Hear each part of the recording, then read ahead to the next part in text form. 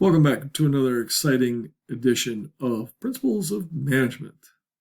In today's episode, we're going to talk about managing teams. The picture that I have here is one that I particularly like because it demonstrates and illustrates a high-performing team in the context of sports.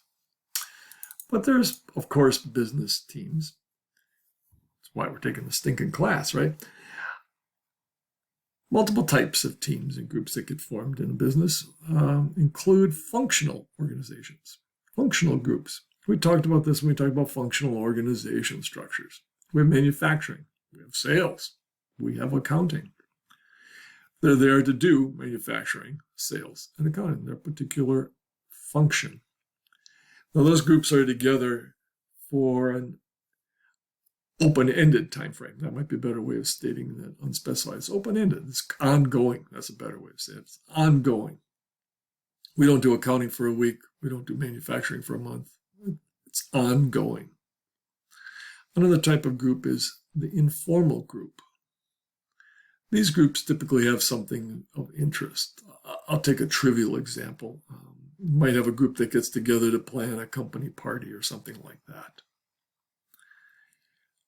A task force is a group that gets together with a specific goal and a specific time frame. When I first joined Bell Labs, we were put, 10 of us were put into a room and said, you've got this room and 1 month to come up with a brand new architecture for digital switching systems. That had a lot of consequences in terms of group formation and things, which we're going to talk about here in a second. But that's an example of a task force. Now, putting groups together, they go through 4 stages. And I'm particularly partial to this, which means you're going to see this again in some context. The first stage of group formation is forming. Here, the members get together and they try to figure out their roles. What roles are each of us going to play? Some of us will be task participants. We're going to concentrate on getting the job done. When do we have to get done? How fast does it have to get done? Who's doing what and when? What roles are we playing? Others will be concentrating on more a socio-emotional role. Are we happy? Is this working, or is everybody good with this?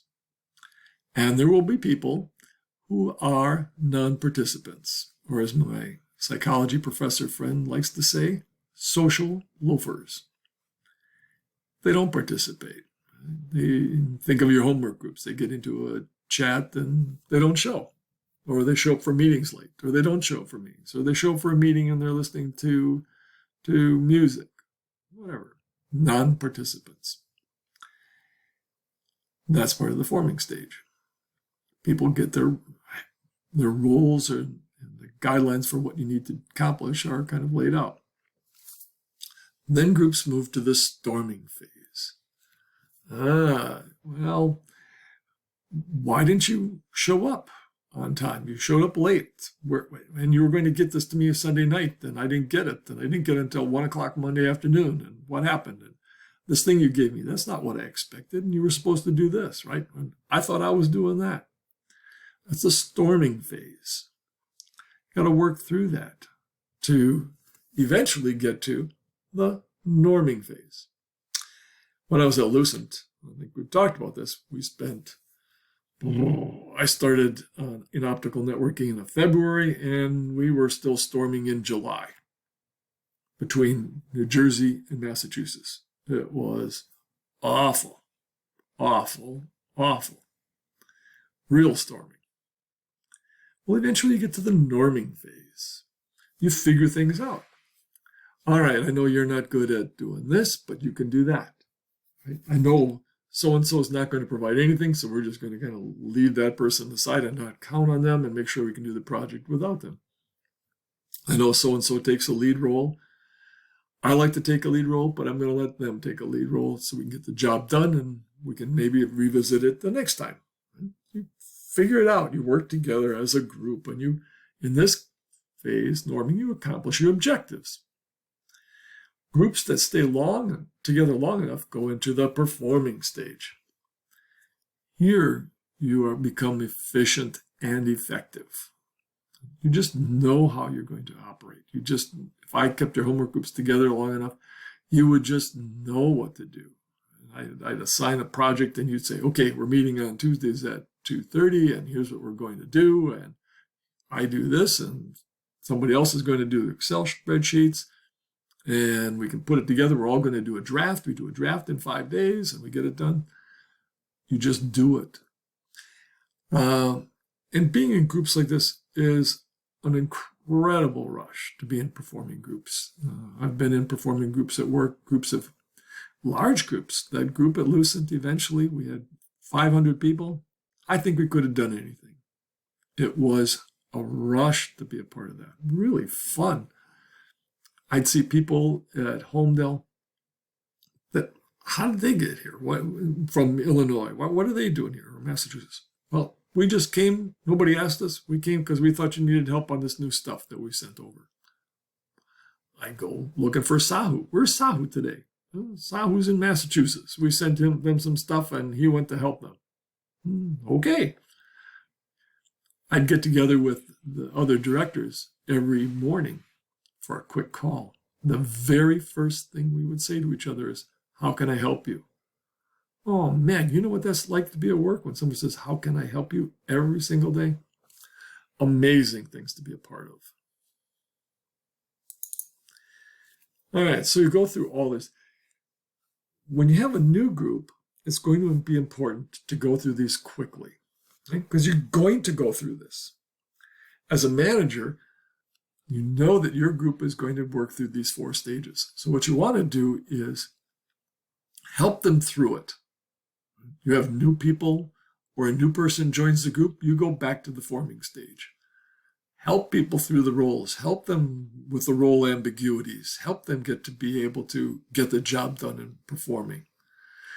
If they're storming, help them. Work on team building. Find out what the problems are and resolve them. Are they role ambiguity? Are they role conflict? Work the group through this. Sometimes it helps to start a small project first, if you have the time and the ability. Start a small project because you know the group's going to go through this. Then the next time, when the project's bigger and more meaningful, they've gone through this. They're in this kind of stage already. You can't always afford to do that, so you just have to make sure you understand and help your group know that they're going to go through all of these stages. Now, I was alluding to this on the earlier slide, but when the groups are forming, everybody picks a role. The role, like I said, of a task participant. Right? Who's doing what to whom? How are we going to get this done? What's our objectives? The socio-emotional role. Is everybody happy? And the non-participant role, or social loafer. Everybody plays a role. Sometimes it's ambiguous. Who's leading this parade? Right? Who's really doing what? I thought you were doing part 2. I thought I was doing. Who's doing the final edit? Who's handing this stuff in? That's role ambiguity. What am I supposed to do? Or role conflict. You can get people who both think they're the leaders or both think they're doing particular parts of the project. What we haven't talked about is role overload. Role overload is when the expectations on you, your goals or objectives, are more than your ability. We talked about that, right? In terms of SMART objectives. You need to be able to accomplish your goals. If they can't be accomplished, you're not going to be motivated and you're not going to certainly perform well, certainly relative to expectations, right? I think that's one of the harder things in business is to be able to say no. Rather than maybe saying no, one way to say is, yes, I can do it, but I can't do all of these things. Help me prioritize what I should be doing. But it's important not to overload yourself. Or don't overload the team for that matter.